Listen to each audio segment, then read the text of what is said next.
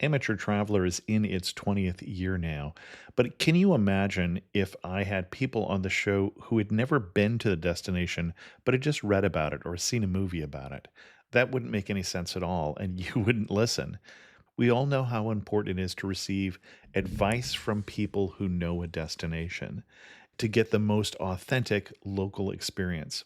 And a great option for experiencing this is Explore Worldwide and their authentic small group adventures, led by local tour leaders, perfect for solo travelers who want to meet like minded people with a desire for adventure. I'm often an independent traveler, but two of my last three trips were with small group tours because they organize everything and it's a lot easier. If you want to recreate the tour I did to Malta, they have a Malta and Gozo Discovery Tour. I'm intrigued by one of their tours called A Taste of Sicily. The company again is Explore Worldwide, and visit exploreworldwide.com to learn more. And thanks to Explore Worldwide for sponsoring this episode of Amateur Traveler. The nights are long, the days are short, and the weather is chilly to downright cold, depending on where you are. It's a good time to slip into a Quince iconic Mongolian cashmere sweaters, which start at only $50.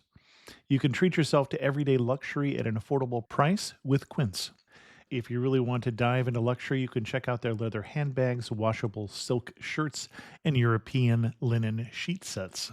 Whatever you're looking for at Quince, all the prices are 50 to 80% less than similar brands, and they do that by partnering directly with top factories and cutting out the middleman. They only work with factories that use safe, ethical, and responsible manufacturing processes. And of course, they use premium fabrics and finishes for that luxury feel in every piece. But you've already heard me rave about my Quince travel pants. Treat yourself this winter without the luxury price tag. Go to quince.com/traveler for 365-day returns plus free shipping on your order. That's QUINCE.com/traveler to get free shipping and 365-day returns. Quince.com/traveler. And thanks to Quince for sponsoring this episode of Amateur Traveler. Got my bags packed, I'm on a roll. I'm heading out there and I'm ready to go. I'm looking real good in my passport photo. Oh, no. Amateur Traveler, episode 430. Today, the Amateur Traveler talks about Civil War history, a tea plantation, and lots of food as we go to Charleston, South Carolina. Got to sit in one more cafe. I know that I should be heading home, but maybe not today. Welcome to the Amateur Traveler. I'm your host, Chris Christensen. This episode of the Amateur Traveler is again sponsored by Blogger Bridge. If you're a company looking to connect with bloggers, check out Blogger Bridge and help support indirectly the Amateur Traveler. There are also still spots available for the Amateur Traveler trip to Morocco, April of 2015. Go to amateurtraveler.com and click on Book Travel to see more details. I'd like to welcome to the show Jen Leo, my co-host from This Week in Travel, and her husband, John Caldwell. They've coming on to do a much anticipated show about Charleston, South Carolina. Jen and John, welcome to the show. Hi, Chris. Thanks for having us. And I say much anticipated. Jen and I have some debate about how long this show has been in the making, but I was anxious to get her to come on and do this show before I went to Charleston, which now is coming up on 2 years here in October. But one of the reasons that I went was because Jen and John love the city so much that when we were trying to decide between two different destinations, we chose Charleston. So why should someone go to Charleston, South Carolina? The restaurant scene is so lively and always changing. They're always not so much changing, but adding new hot chefs and new hot restaurants that I'm super excited about the dining experiences that you can have in Charleston. But in the backdrop of a town with architectural beauty and people that are so interested in the arts and music and culture, it's just a winning combination for me. And when you say architectural beauty, I assume that you are implying some of the classic and older buildings in the area, or is there a different architectural building thinking that you have in your head? No, it's just so far different from where I grew up and where I live in stucco tract home, Southern California. All you have to do is have a pink house or a yellow house or even a porch with a fern basket hanging in, and my mouth is open and drooling. John, did you have a different answer? Do you go for a different reason? I started going. I lived in Columbia, South Carolina for a number of years Oh, in the okay. 90s. I was running a record label down there, but I basically at 5:01 Friday would drive the 95 miles or so down I-26 from Columbia to Charleston, because as cool as Charleston is and was back then, Columbia, with all respect, is probably equally uncool. It's just not a place, for me anyway, it didn't work as well as Charleston. So started going in the mid-90s, and I'm a huge fan of history. As many people know, Charleston was sort of our corner, or one of our corners of the triangle trade, and so has a lot of history, has been an established city that to a great degree has remained untouched, at least in downtown, for the better part of the last 200 years and change. Now, you threw out the triangle trade there, and having been a fan of the movie 1776, I know what you're talking about. The triangle trade was molasses to rum to slaves. So molasses to Great Britain, to rum to the Caribbean area, and then slaves up from the Caribbean. I thought it was cotton. Well, that was later on. Actually, slavery was almost dying out in the U.S., or it could have died of natural causes if it hadn't been for the cotton gin. So that kind of came later in the history. Right. So, but fascinated with the history of the town, and it was just cool. Even in the 90s, when it hadn't turned yet and become, my favorite word, ready, gentrified. Okay. It was just a super, super cool place. And so I spent a lot of time there, and it was the history and the vibe that really drew me to it. And when you say gentrified, my impression was back in the 70s, 80s, and 90s, there would be different words that you'd use for Charleston. Dirty, gritty, even a little sleazy, I think. Yeah, no, I've eaten food in a Mexican restaurant. Charleston's not there anymore. That at different times in its history was a chapel and a whorehouse. Mm-hmm. So that's two ends of the spectrum there. Back in the 70s, actually, it became real run down with the Navy base there, and became really almost a den of iniquity. And there's a guy, I believe his name is Joseph Riley, who just stood up and said, nope, this town is too cool. We're not going to let it go. Got a lot of money in from different sources, federal government, et cetera, and really put a lot of energy and time and effort into making sure that Charleston didn't become that permanent den of iniquity. And it's funny, when you go there now, they talk about it. It's not like they hide that fact, but you wouldn't guess that. I mean, it is such a spruced up place. There are such expensive houses at this point. I know we stayed in a rental house, and right across the street was a mansion. For sale, even. The estate prices between when I was there in the early to mid-90s and now are about tenfold. Yeah. So what kind of itinerary would you recommend for someone who's going to Charleston? So we like to start our mornings off when we arrive in Charleston by having breakfast at the Hominy Grill on Rutledge. Mm-hmm. We go there for, I think John usually gets the shrimp and grits, and I get something it's a small menu, but the grits are fantastic. The bacon is thick and the biscuits are fluffy. So we really like to start off our Charleston trips with the breakfast right at Hominy Grill. And I would say a classic Southern breakfast. Wouldn't that be how you would describe Yes, it? Done well? Absolutely. Yes. I would then suggest following breakfast to take either a walking tour or a carriage tour. So you get the lay of the land downtown, and you can cruise through some of the historical houses that have plates on them. But when, again, in the 1970s time, and whenever, I'm not exactly sure of the days, but whenever Riley decided to really kind of take some energy towards preserving the city, they made a lot of the buildings downtown historical landmarks, which means there's only so many things you can do to them. You can't knock them down, et cetera. Certain parts of Charleston, you'll see a historic plate on almost every building, and that'll tell you the history in it. And it's everything from a president slept here to this guy lived here who was instrumental in the 1700s in Charleston, and blah blah blah. And it's just fascinating. It's absolutely one of my favorite things to do is to walk. I get up really early and to walk around Charleston, downtown Charleston, and just read the plaques. I've seen pretty much all of them at this point after multiple trips there, but I think people would find it fascinating. Okay. And you mentioned either a walking tour or a carriage ride. Let's take the carriage ride first. Where would I get one? Okay, so you can pick up a carriage. When you're downtown, you will see that there's horse-drawn carriages everywhere. And what they're doing is they're taking you on tours of downtown and telling you about the history. The tour guides do. And so you pick those up down by the city market. Okay. All your carriage tours are going to be on Anson Street, just off the market. And it's right in the heart of everything. You cannot miss it. And do you have a favorite carriage ride company? There's a couple there. I just know the guy, so I guess it's not fair. But there's a company called Old Town Carriage that the only one I know because I haven't taken one in many years, to be frank. Okay. And we did it when we were there, and especially as a history buff, I thought it was great. But everybody on that whole company that we were with enjoyed it.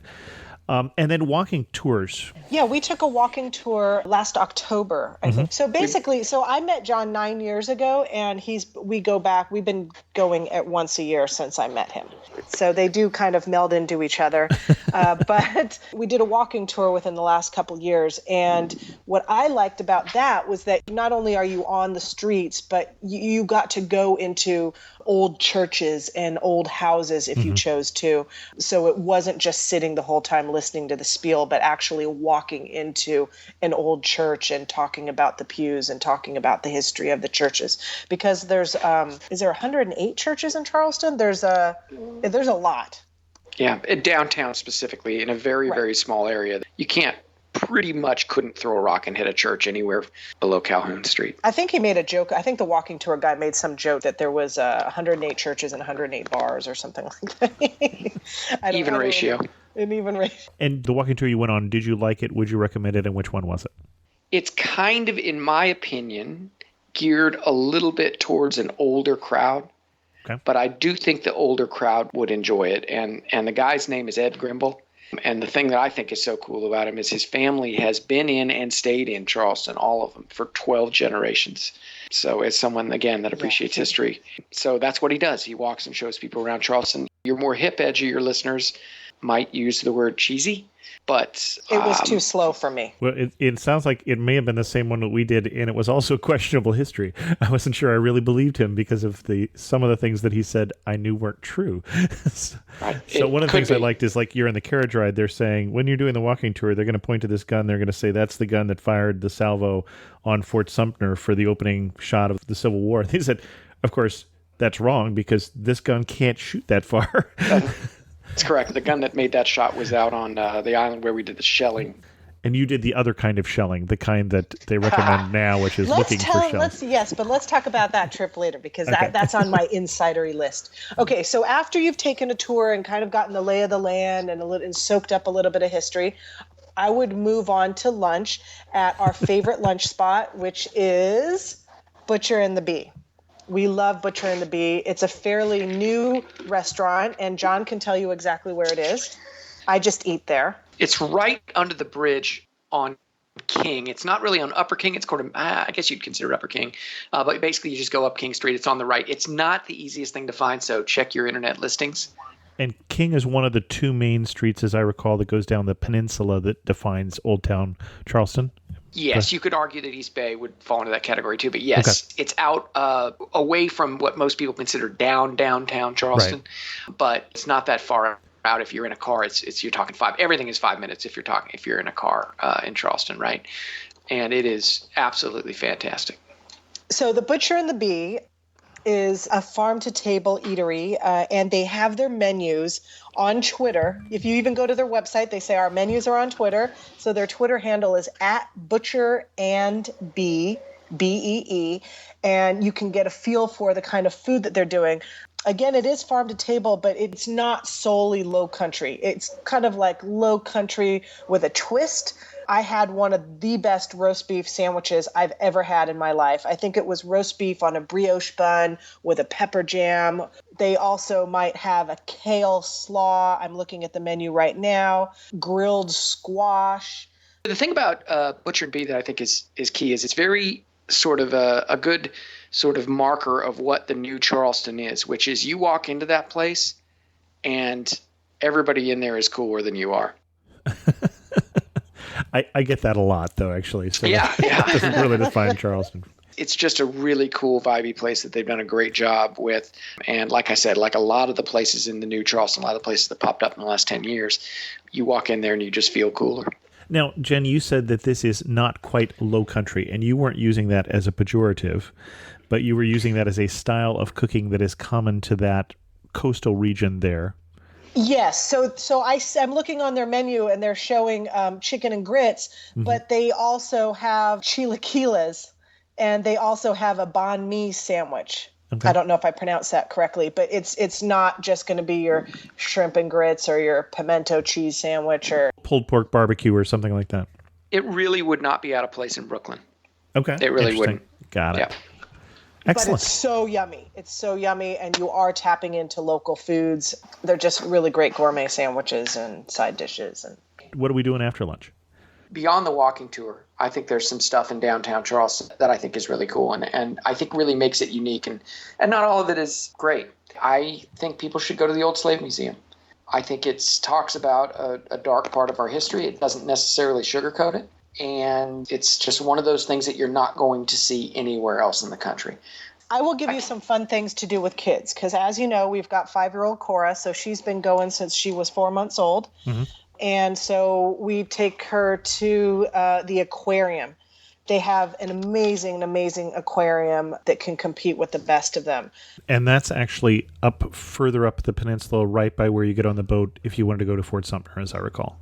Yes, that's the aquarium is on the very, very north or east, depending on how you look at it, side of the peninsula. It's not on the tip downtown. It's more as if you were going to get on the bridge and go over to Mount Pleasant. Okay. If you don't want to do something that big and you want to do something, say you've got smaller kids or younger kids in the in the preschool range, they also have a great children's museum that's right downtown. We often time our trips. We always seem to be coming in right on a Thursday or a Friday. So if we come in on a Friday, Saturday is the farmer's market. So that is often one of the first things we do as well is visit the farmer's market. And where is the farmer's market? That is right in the center of downtown at Marion Square Park. Okay.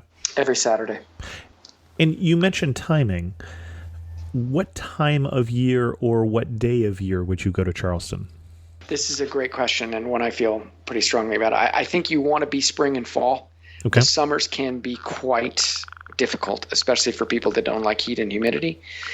But one thing about the spring you got to be really careful is there's a festival called Spoleto that runs almost a month, I think. So May into June, around that time. That's also, by the way, the graduation of the College of Charleston. Okay. So in terms of pricing, you're really going to struggle there. That's probably the most impacted time. And Spoleto is great if you like opera and symphony and painting and author events of very sort of dry material. Not that there's anything wrong with that, but these are the folks you're competing with. So there's a lot of people wearing suits, which you don't see much in downtown Charleston, going to events and driving all the prices up. But the fall is fantastic temperature-wise. Those are the two times I think most people would like to go the most. And I just want to add that if you are going for the foodie reasons like I do, it also makes it harder to get restaurant reservations if you're going during graduation time or when there's a big hot festival. So just keep your eyes out for that. Well, and you mentioned the festival that isn't your favorite. I gather you didn't say that very diplomatically. But is there one that you would like to be in town, even though it's a little more expensive? Charleston at that time of year or at that particular day is just amazing. There's always something going on. Mm-hmm. For instance, right now I believe they're having something called 5 days of meat. Yeah, it's all over the board. Now we're talking. In terms of what you get, but nothing I can think of at the moment. We went one time during restaurant week, and that was really fun because we got to sample a couple of restaurants on a prefix meal at lower prices. And usually they do a restaurant week off season to try and get more things. So is this similar to that? It was probably in October, or we usually go in May or October. And I've only heard about how sticky and hot and humid it gets in the summer, which is why we've always avoided that time. that I'll tell you, season. we went in October and we took a sailboat ride. We were out on a catamaran out in the bay sailing around, and the weather was just idyllic. And I was ready to move to Charleston at that point. I mean, it was so wonderful. And then I had to keep reminding myself, yes, but you don't like humidity. You wouldn't like it in the summer. So Yeah, no, Chris, you would not like it in the summer. No. And so, Chris, when you were there, I knew you went to go see one of the breweries. Tell me about the brewery that you went to, and then I'm going to give you another tip. we did not go to a brewery, but we did go to a distillery. A distillery. Oh, okay. Yeah, so I thought you went to a brewery. No, we went out to well, not that I recall. No, actually, we did eat in one of the breweries. Sorry, one of the microbrewery places downtown. But I'm not a beer drinker, so I can't tell you much about the experience other than everybody else seemed to be enjoying it. But we also did go to a vodka distillery out in. Do you know where the tea plantation is? Yes. Out in one of the islands. So Charleston, we should say that Charleston's at the mouth of a river. There's a harbor there, as we mentioned. Great place to sail. And then there are barrier islands. And so we went out to one of the islands that has the U.S.'s only, I believe, tea plantation, which was very enjoyable. But also in that area, there is a vodka distillery that is doing interesting things. We actually enjoyed that. It's a quirky little place. Well, now that you're talking about it, talking about really getting out on the water, one of the best things we did actually on our October trip just this past fall, we chartered a small boat. There's several different ways that you can charter a boat. You can look it up online, or you can look it up in the magazines that they have around town. But we chartered a boat, and he sailed us around the harbor. It was on a dolphin cruise, so we were looking for dolphin, which was not that exciting at all, not even for Cora. But by the time we came back, we sailed underneath the bridge, the fancy new bridge. It's called the Cooper River Bridge. And it was so beautiful to just look up at the bridge from a different perspective. And of course, a great photo opportunity. And so I would recommend doing that in the late afternoon portion of your day, and then give yourself some time to refresh and redress and get dinner reservations in advance for one of the more famous or just delightful restaurants in town. I'm going to recommend Fig, F-I-G, or the very popular, if you want to keep up with the magazine crowds and people and the restaurants that people are talking about, Husk, which has won numerous awards and has the very notable chef Sean Brock. Excellent. And by the way, the distillery I was trying to remember is the Firefly Distillery, vodka distillery. It is out on Wadmalaw Island.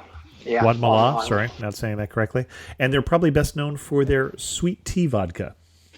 Right. Oh, okay. That makes sense. Yeah, it's a very, very Charleston sounding thing at that point once you say sweet tea. So, And at this point, I'm going to give a shout out because when we were there a ways back, some of your listeners on the Amateur Traveler had a meetup with us, Robbie and Melissa. So hi to Robbie and Melissa, who had our meetup at the brand new, at the time, The Ordinary, which is a seafood oyster bar in an old historic bank. And it's a real posh place, but it made us look good on this last trip because people were telling us where to go, and they mentioned The Ordinary. And of course, we had already been there on our previous trip, thanks to Robbie and Melissa. excellent. Then in the evenings, I haven't been on one, but I think John has the nighttime cemetery tours, right? Yeah, the ghost tours are just something, again, that I think is, because Charleston is kind of spooky at night. There's cemeteries right in the middle of town. Some of the headstones, you can find them. There's not many of them, but I think you can find them from maybe even the 1600s, if not for sure the 1700s. That's something I really enjoy. The one that I think most people sort of gravitate, well, there's two really. It's Bulldog Tours, which do a lot of tours. They used to be I think a smaller company. Now they're kind of getting bigger. And then there's the Charleston Ghost Hunt. It's just fun. And it's something you can do at night. The tone of Charleston changes. You walk down a lot of very creepy alleyways with no light and some guy guiding you and telling you that Blackbeard's ghost hangs out in this alley or whatever. And then if you need a nightcap after that, there's a rooftop deck at the Macintosh. I think that's on King Street, right, The John? Macintosh is a Restaurant Not a or computer. It's a restaurant with okay. a restaurant bar, and Okay. they have a bar upstairs with lounge seating. And what's really neat about that is from way up there you can see the church steeples. So you're looking at the city from a different view again. So also another place for night drinks. There's a place called the Vendu Inn that's been there for a long time that has a cool rooftop bar. There's a newer place called the Market Pavilion Hotel that a couple of friends of mine who I really trust really like. That's right in the heart. It's right by where you pick up your horse and carriage rides. So that's some of the place, again, just filled with cool people, designer cocktails. Chris, you can pay $15 for a cocktail, which shouldn't we all at some point in our lives? I have an answer to that, but So 9 years into coming to Charleston, I finally went to the Peninsula Grill and had their very famous award-winning coconut cake. And it was definitely everything that it was cracked up to be. And I had not done my homework. I was wearing jeans when I walked in, and I was a little bit uncomfortable because I wasn't dressed up. It's a posh restaurant. It's a lovely steakhouse, and the hotel has a lot of historical value to it. And it's just it's a place if you're going to really be on a splurge. It's a lovely romantic evening if you are looking for romance on your Charleston trip, to share a piece of the coconut cake. I think there's a good point to be made here too, Chris, which is you need to be careful if you're a family in Charleston. There are some places that are old Southern traditional places that you can't rock. I mean, by law, technically, you can rock a family of 6 in there, and kids are throwing stuff and all that kind of stuff, but it's just not the right place and the right vibe. And so you should really, even something as simple as the Good for Kids designation on Yelp a lot of times can tell you where it's at. But if you're going to take a family, make sure most of the places are very family friendly, but you definitely will have some old sort of Southern places, which tablecloth, everyone's dressed up, it's very quiet, it's very formal. And those are not exactly the places to take your kids. Okay. And I would check your own comfort level. Cora has been going to fine dining her whole life, and so she's pretty well behaved most of the time, and so we felt very comfortable taking her to Husk, but they had absolutely nothing for her in terms of there was no children's menu. It was during restaurant week, so they were on a strict menu. I think she ate peas, and I don't even know if we got any pasta out of them. But you not only do you have to check your own comfort level, but you might want to check the menu ahead of time to see if you're Sure. going to actually be able to feed your child. That said, if you're looking for, you want to get some shrimp and grits, or you want to get some low country food, and you are bringing well-behaved children, I was perfectly comfortable taking her as a baby and as a preschooler, I think, to slightly north of Broad. But I was not comfortable taking her as either an infant or a preschooler to Magnolia. So we have not been to Magnolia for their famous shrimp and grits, but slightly north of Broad was perfectly yummy to me. And I loved the name slightly north of Broad, the abbreviation SNOB. Which is what everyone in Charleston calls it. Right. Right. Any other places that you would recommend people see or things that they do in Charleston? I definitely have a couple. Just in terms of a restaurant, this is an old classic. One of the first real cool restaurants, in my opinion, that came into Charleston. It's called Fast and French, also called G&M. It's a tiny little place. You'll be at a communal table with people you don't know. The meals are terrific. It's a great experience. Relatively inexpensive, especially for the new Charleston. That was the first place John took me on my very first Charleston trip. Have shrimp and grits, people. It may sound a little strange, but have shrimp and grits. It's truly one of the dishes of the gods. I like hominy grill a lot, and you can have it at dinner there. But if you want that quintessential Southern dining experience, go to Magnolia, go to 82 Queen. There's some tablecloth, candlelight restaurants out there for you. But have the shrimp and grits, try it. It's unique, and it's really great. Okay. While we're still on food, the one thing that I'm going to recommend, and this is not a particular restaurant, but a thing to try, is the South Carolina style barbecue. which is different from Texas barbecue, for instance. It tends to be more of a vinegar or mustard sauce. It's not going to be a taste that everybody's going to like, but we just went to just some little tiny places.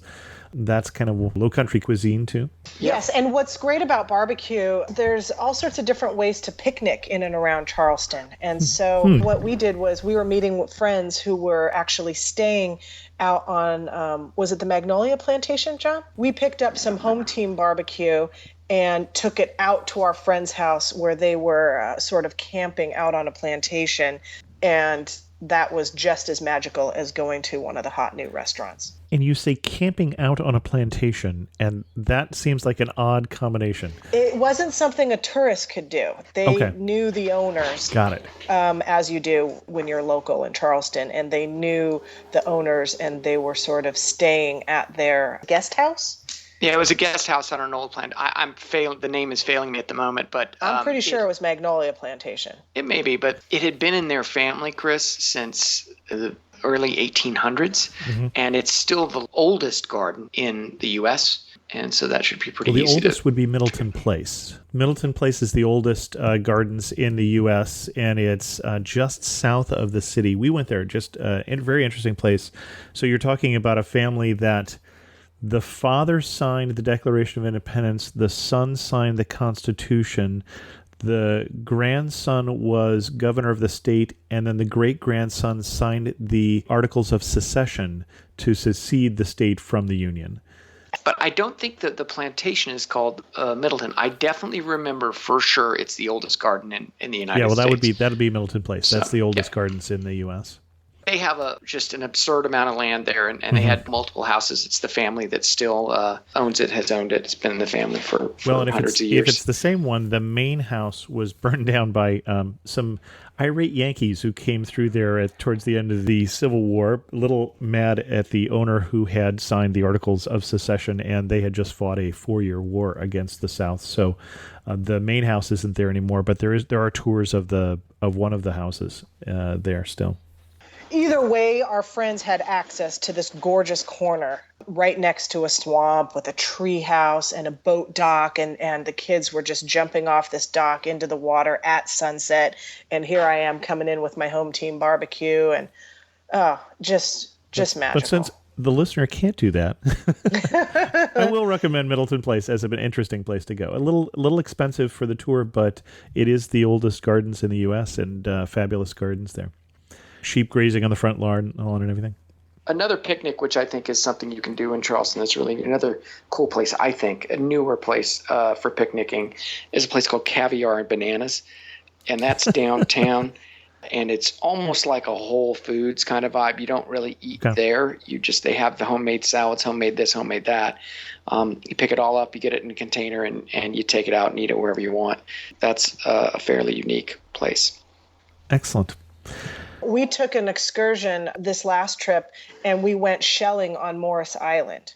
And that was really neat. So we took a group boat out to this little island. They gave some harbor history along the way. And then we had at least an hour and a half, maybe 2 hours to walk along this little beach and look for shells and collect shells with someone who was talking to us about the nature of the island and what we might find. We were actually looking for little shark teeth and whatever shells we thought were pretty. But it was just such a nice and different thing to do. Excellent. We actually coincidentally also went to an island known for shelling.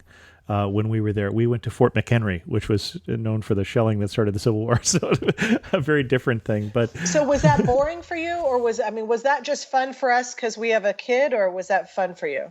No, shelling. Actually, I wanted to get to beaches, and we're gonna get back to beaches here in a second. But I just had to make the shelling joke.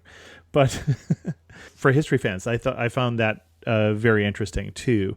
And the cruise out there, for people who weren't history fans, the cruise was a beautiful cruise, especially again in October out on the water with the dolphins jumping along the side of the boat as well. But they did a fairly good job for the people who I was with. I was with my daughter and her fiance and 2 friends and such who aren't as big a history fans as I am, but they enjoyed how well it was presented, so that it was approachable for them, even without being the big Civil War nerd that I am. But yeah, beaches. you mentioned shelling, but the other thing I think, do you take time, as we did, for instance, we went out to Foley Beach and we went out to and stayed for a while in the Isle of Palms. Do you do that when you're in Charleston as well? Weather permitting, we do. We just spent some time on Sullivan's Island. The beaches in Charleston are really great, and it's just not uncommon to East Coast beaches. But in California, we're used to short beaches with very steep grades. Whereas in Charleston, you could put an 8-line highway on a lot of the beaches there. And it's flat and it just goes forever. They're great beaches to run on. And the water's a little warmer than we're used to, even down where you are in Southern California. Absolutely. Charleston is not much of a resort town per se, but there is the Wild Dunes Resort on Isle of Palms, which is a very robust, complete family resort. Not what you'd call cheap, but definitely if that's what you're looking for, you can stay there and get into Charleston in about 30 minutes, maybe a little more. Assuming that we did the history part, and I definitely recommend Historic Charleston, but you've done some of that and you've got a few more days. You mentioned Sullivan's Island. Are there other places that you have enjoyed staying or would recommend? Well, we normally use vacation rentals. Okay. That's what we did as well. Yeah, we don't do hotels because I find at this point in Charleston, hotel pricing is just, you're just not getting value for your money. That's my see. Remember, all my experiences are tainted with the mid-'90s when you could get a room in downtown Charleston for $90 a night, or even by the hour. On Friday, right? Yeah, well, that was a little before me, but yes, even by the hour. We've done vacation rentals on Sullivan's Island. We've done vacation rentals on Isle of Palms. Certainly, you can go down to Folly Beach. The infrastructure for that whole thing is robust. And what a lot of people that we know do with families is they will stay out on Isle of Palms or in Folly Beach, and then you still got the ability to drive into Charleston and experience all that history, but you can let the kids run wild and do the beach thing and everything else out on the abutting islands. And we split our trip. We did half the trip, or I think 3 days of the trip, down in historic Charleston without a car, just walking every place. And then the other half we did out on Isle of Palms, doing again, actually both places we did a vacation rental. If I were booking it and you're feeling like the company that you're going with is flexible, I would actually try to do a few days of each, a few days out on the islands by the beach, or depending on how long you actually get to travel, and then do a few days in downtown as well, and just sort of split up the trip. Yep. We haven't done that because we don't mind driving. Part of the reason we go every year is we have a lot of friends, and they're dispersed all over several of the islands that surround downtown Charleston. So we're pretty much used to driving around. On this last trip, we spent a lot of time on Sullivan's Island, and also we took a day trip out to Foley Beach. And I thought the two were very different. You're going to get a little bit more of a party crowd in Folly Beach. Well, Foley Beach is more of a beach town, I want to say. Although Sullivan's Island, actually, we enjoyed the nightlife there. I mean, there's only, 5 or 6 restaurants there, but we ate at, I think, 3 or 4 of them. And it was just a nice vibe as well, I think. Yep. If you're looking to relax, I would definitely say go out to Sullivan's Island or Isle of Palms. There probably is no more victim of the sort of, again, my favorite word, gentrification and pricing surge than Sullivan's Island. You really are going to struggle to get a vacation rental these days that's not going to really, really, really set you back. So most people are going to be in Isle of Palms or even Folly Beach. But for families, generally speaking, I think you're probably better placed with Isle of Palms. And if you're in your 20s and you're looking to party and hang out on the beach, Folly Beach is probably a better ticket. Both are equidistant, really, to downtown Charleston. I mean, roughly. Maybe Folly Beach is, it depends. Isle of Palms is quite a long island, so the far end of Isle of Palms, I'm sure, is farther. But it's roughly the same. Well, and before we get to our wrap-up questions, is there any other places like that near Charleston that you would combine with a trip to Charleston? We mentioned Wild Dunes, but if you're having a reunion, a family reunion, or you're coming with a few families and you want sort of the full amenities, like you want a spa and a restaurant, you want bikes that you can bike around, and you want umbrellas and everything for your beach experience, I was really impressed with what Wild Dunes had to offer. And I would definitely go back there if I was traveling with another family on top of ours or going to a family reunion. Okay. Any other tips that you would give us as before we get into my last questions? I do have a few just real quick tips for folks that are maybe trying to see Charleston for a little less dough. We often fly into Columbia, so it's about an hour and a half, maybe a little bit more. Rental cars are cheaper. Flights are always going to be way, way cheaper. Flying into Charleston these days is, unless you plan way ahead, and it's still a very expensive gateway. North Charleston is not Charleston, and it's very important. I know a lot of people that have booked a quote-unquote deal out in North Charleston and come to be very disappointed. It hasn't been brought forward in terms of condition the way downtown Charleston Needs has. a little gentrification is what you're Needs saying. a little something. I'm not exactly sure what. Lastly, I'm going to give a shout-out to our friends. This is one of the most unique – we travel a lot, Chris, as your listeners probably have heard Jen on your guys' show. Probably one of the most unique things I've ever done in my life. There's a couple in Charleston that live out on Awanda Island, and they call their place Deux Pousses, which is French for two fleas. They have a website at thefarmbar26.com.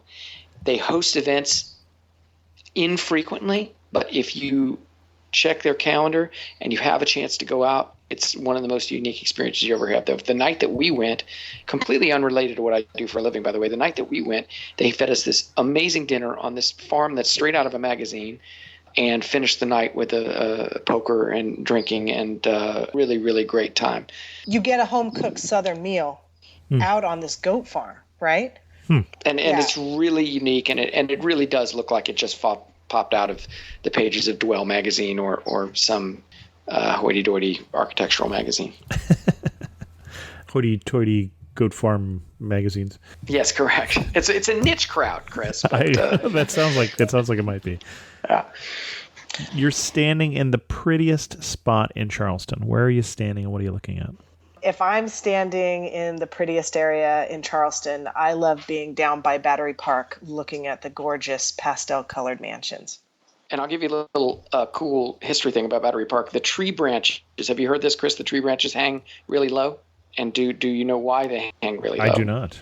Because back in the day, they would hang pirates from those trees as a deterrent for pirates that might be coming in to Charleston. At least that is the wives' tale. If I'm standing on the prettiest place in Charleston, for me personally, I'm smack dab in the middle of the Cooper River Bridge at night. Okay. And you can see all of Charleston. Obviously, it's a very high point, 360 degrees, and really, really soak in, even during the day, frankly, really soak in one of the things that makes Charleston unique. Excellent. You've gone back now, Jen, you with John 9 times. Probably 8. We didn't go Probably when 8. we lived in Okay. London. Yeah. So there's something different about this place versus other places in the U.S. The one place you would stand that is the most Charlestonian. I am a big fan because I didn't know the old Charleston and I'm not an East Coaster with roots and breeding. I get excited about all the new Charleston amenities. And one of my favorite places where my heart starts racing, and you're going to laugh, is a little coffee shop called Black Tap Coffee. I think it's on Beaufane Street. Yep. Yes. And so that is something that I only discovered 2 trips ago. And if you have an Apple computer and you like pour over coffee, you're going to get excited by Black Tap Coffee. And so that's just, it's a little slice of New Charleston, but I probably get as excited on the steps of Black Tap Coffee as I do driving into Butcher and Bee. And John, for you? I will be standing on the corner of Church and Queen Street. Got it. Right in front of the Dock Street Theater, right in the heart of historic Charleston, with a view of St. Philip's Church, and just soaking it all in. And I've spent many a night at the Dock Street. But I used to produce rock shows at the Dock Street Theater. I worked for Hootie and the Blowfish. So that's like a whole thing. The first time you took me to Charleston, we went to the Dock Street Theater to watch the very last show of Jump Little Children, who Right. you'd been with for, 10 years?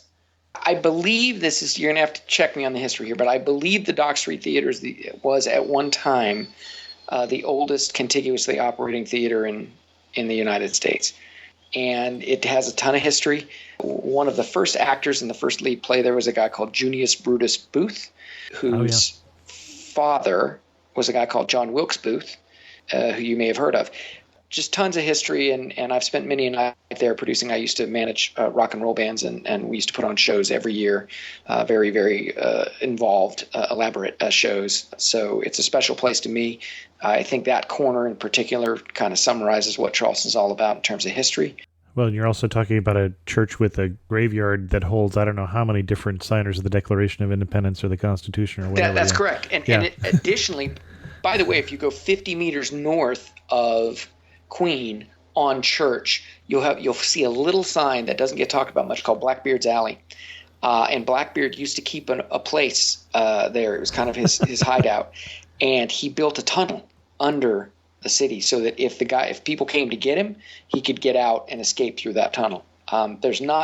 People for whatever reason don't talk about it much anymore, but you can see the plaque is still there that says Blackbeard's Alley, and that's about, like I said, 50 meters north of Queen on Church, kind of directly across from St. Philip's.